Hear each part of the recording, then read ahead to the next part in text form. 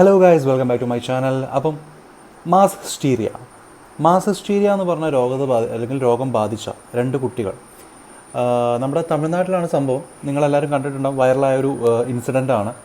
പലരും ഈ ഒരു ഇൻസിഡൻറ്റ് ഞാൻ സൈറ്റിൽ കാണിക്കാൻ വീഡിയോ, പലരും ഈ ഇൻസിഡൻറ്റ് കണ്ടപ്പോൾ തന്നെ പല ആൾക്കാർ, അതായത് ഒരുപാട് ആൾക്കാർ കമൻറ്റ് ചെയ്തിരിക്കുന്നത് പ്രേതബാധ കൂടിയെന്നാണ്. കാരണം ആരും ഒറ്റ നോട്ടത്തിൽ അല്ലെങ്കിൽ അന്ധവിശ്വാസങ്ങളാൽ നിറഞ്ഞ നമ്മുടെ ഒരു അന്തരീക്ഷം, സിറ്റുവേഷൻ എന്തായാലും ഈ രീതിയിൽ ചിന്തിക്കുകയുള്ളൂ എന്നുള്ളതാണ്. അപ്പം അതിന് നമ്മൾ ആരും കുറ്റം പറയാൻ പറ്റില്ല. കാരണം ഇങ്ങനത്തെ ഓരോ കാര്യങ്ങൾ കാണിക്കുന്ന സമയത്ത്, കാരണം പെട്ടെന്ന് ഇതുവരെ അങ്ങനെ ഒരു സംഭവം ഇല്ലാത്ത ഒരാൾ പെട്ടെന്ന് ഇങ്ങനെ കാണിക്കുമ്പോൾ നമ്മൾ ഒബ്വിയസ്ലി ചിന്തിക്കുന്ന ഒരു കാര്യമാണ് എന്ത്, ഒന്നെങ്കിൽ ഭ്രാന്ത് അല്ലെങ്കിൽ ഈ ഒരു പ്രേതബാധ എന്നുള്ളൊരു കാര്യം.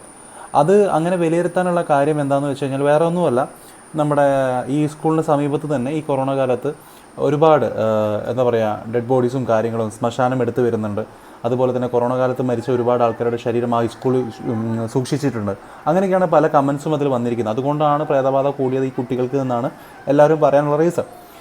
പക്ഷേ ഇത് അങ്ങനൊരു കാര്യമല്ല എന്നുള്ളത് എന്താ പറയുക, നമ്മുടെ സ്കൂളുകാർ തന്നെ പുറത്ത് വിട്ടിട്ടുണ്ട്. കാരണം വേറെ ഒന്നും കൊണ്ടല്ല, കാരണം ആ സ്കൂളിൽ പഠിക്കാൻ വരുന്ന ഓരോ കുട്ടികൾക്കും അത് പിന്നീടൊരു ബുദ്ധിമുട്ടായിട്ട് മാറുന്ന ഒരു കാര്യമാണ്. ഈ ഒരു മാസ് ഹിസ്റ്റീരിയ എന്ന് പറഞ്ഞ സാധനം നിങ്ങൾക്ക് ഗൂഗിളിൽ സെർച്ച് ചെയ്ത് കഴിഞ്ഞാൽ തന്നെ കാണാൻ പറ്റും എന്താണെന്നുള്ളത്. എന്നാലും ഒരു ചെറിയ ചുരുക്കം ഞാൻ പറഞ്ഞു തരാം. ഈ എന്താ പറയുക, നമ്മുടെ സ്കൂളിൽ ശ്രദ്ധിക്കപ്പെടാത്ത പല കുട്ടികളുണ്ടല്ലേ, എല്ലാ മൂലയ്ക്കും എല്ലാ സൈഡിലുമായിട്ട് കുറേ ആൾക്കാരുണ്ടാവും. കാരണം ടീച്ചേഴ്സ് എല്ലാവരെയും ശ്രദ്ധിക്കണം എന്നില്ല. അതുപോലെ തന്നെ ക്ലാസ്സിലുള്ള എല്ലാ കുട്ടികളും ചില ആൾക്കാരെ മൈൻഡ് ചെയ്യാതിരിക്കുന്ന ഒരു സിറ്റുവേഷൻ വരും. കാരണം ഒറ്റപ്പെട്ടു പോയ കുട്ടികൾ പലരും ഉണ്ടാവും ഈ കൂട്ടത്തിൽ എന്നുള്ളതാണ്. കാരണം 10-60 കുട്ടികൾ പഠിക്കുന്ന സ്കൂളിൽ എല്ലാവരും ഒരുപോലെ ശ്രദ്ധിക്കാൻ പറ്റിയെന്ന് വരില്ല.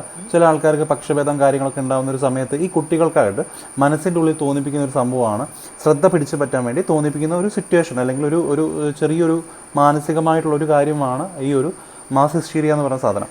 അപ്പം ഈ ഒരു സിറ്റുവേഷൻ കൊണ്ട് കുട്ടികൾ പലതും കാണിച്ചു കൂട്ടും. അതായത് അവരുടെ ആ ശ്രദ്ധ പിടിച്ചു പറ്റാൻ വേണ്ടിയിട്ട് ചിലപ്പോൾ ഒരാൾ കാണിക്കുമ്പം ഈ രോഗത്താൽ ബാധിക്കപ്പെട്ട മറ്റേ ആളും ഇതിൻ്റെ കൂടെ യോജിക്കും.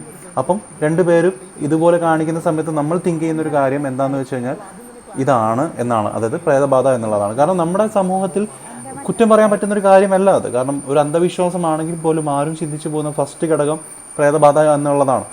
കാരണം പലരും മാനസിക വിഭ്രാന്തി കാണിക്കുന്ന സമയത്ത് ഭ്രാന്താണ് അവന് എന്ന് പറയുന്നതിനേക്കാൾ അപ്പുറം ആദ്യം പറയുക അവനെന്തോ പ്രേതം കൂടിയതാണ് എന്നാണ് പറയുക.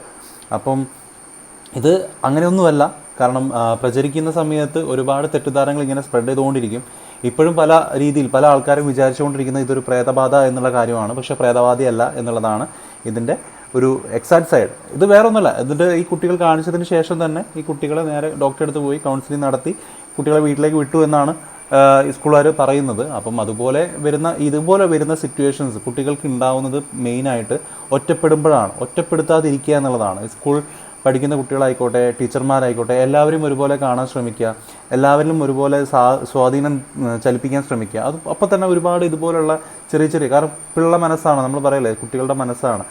അത് എത്ര പെട്ടെന്ന് ചാഞ്ചാടും എങ്ങനെ ചാഞ്ചാടും എന്നുള്ളത് നമുക്കൊരിക്കലും പറയാൻ പറ്റില്ല. അതുകൊണ്ട് ആ ഒരു ഭാഗം എപ്പോഴും ശ്രദ്ധിക്കുക എന്നുള്ളതാണ്. എന്തായാലും എനിവേ, അടുത്ത വീഡിയോയിൽ കാണുന്നവരെ ബൈ.